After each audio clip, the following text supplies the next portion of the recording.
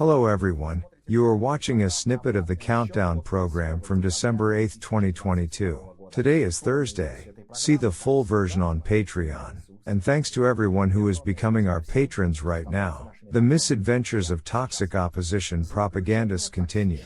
Following Latvia and Lithuania, Estonia stopped broadcasting the Washcloth channel from today. But everything started so well. The introduction of hybrid propagandists went like clockwork. Ovsyannikova received the Havel Prize, and a few days ago Venediktov's washcloth was also awarded. And then, some random reservation, consisting of only 96 words, crossed out all hopes and spoiled the rainy weather. The hysteria of the good Russians continues. The hybrid opposition outlet Meduza published a statement regarding the revocation of the Latvian license from the Washcloth channel, urging everyone who agrees with the voiced position to subscribe.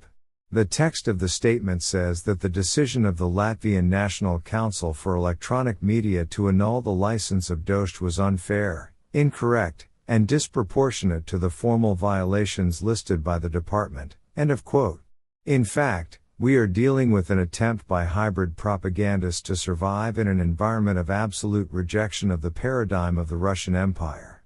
The inhabitants of the Baltic countries can be understood. They have suffered enough under the occupation of the USSR, and they have every right to painfully perceive even the slightest manifestation of the Big Brother character.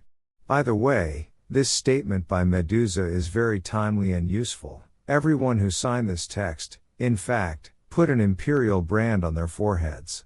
Never before have the deep-seated rashists been so close to failure. Here you have Plyashchev with Dobrokotov, and Shenderovich with Komatova, and Svetov with Katz. The whole hybrid army has gathered to close the rainy source of truth of the Russian world with a thin liberal chest. By the way, in addition to hysterical sobs, the cave revealingly grins with the woolen muzzles of cannibals, promising, in case of deportation of the traitors to their homeland, defiantly devour them. Say, in the cannibal they are waiting for a fierce death. Solovyov makes especially wild faces. The enemy must be known in person, the fifth column. Scumbags, scoundrels who have been sucked into the budget of the Russian Federation for years.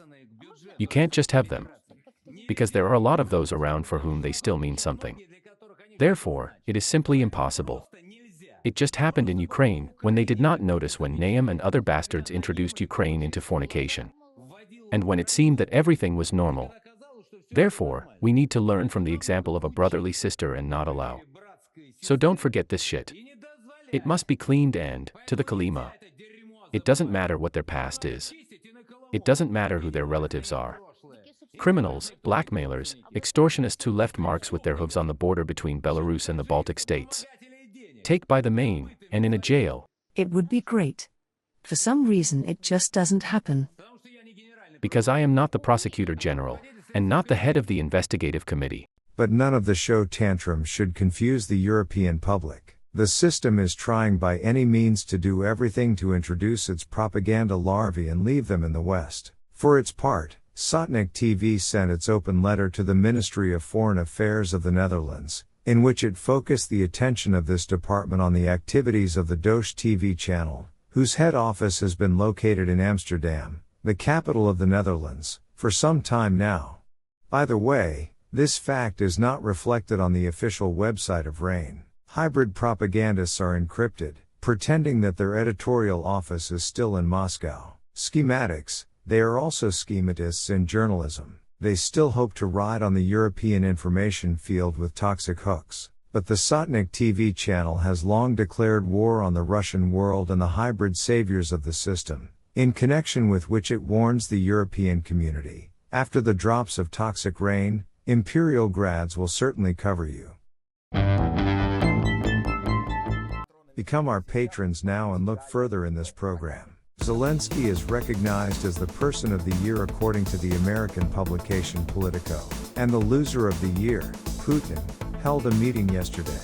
Now his regime has two options: either dig in a cave and starve Kyiv out, hoping that the West is tired of the Ukrainian agenda, or use nuclear weapons and disappear from the world map. The union announced by Putin died before it was born. Following Kazakhstan, the idea of a triple alliance was rejected by Uzbekistan. The Norwegian Court of Appeal acquitted the son of the former head of the Russian Railways, Vladimir Yakunin, Andrei. It turns out that a Russian who has a second, British citizenship, cannot be judged as the rest of the strong ones. In addition, he was not aware of the sanctions prohibitions, and the Humane Court let him go. And the last, Russians of military age are increasingly not being hired due to mobilization. 30% of Russian companies, when hiring men of military age, focus on whether a person is fit for military service or not. 9% of companies refuse applicants with a popular military specialty, and in addition, another 10% of companies have reduced vacancies for potential recruits.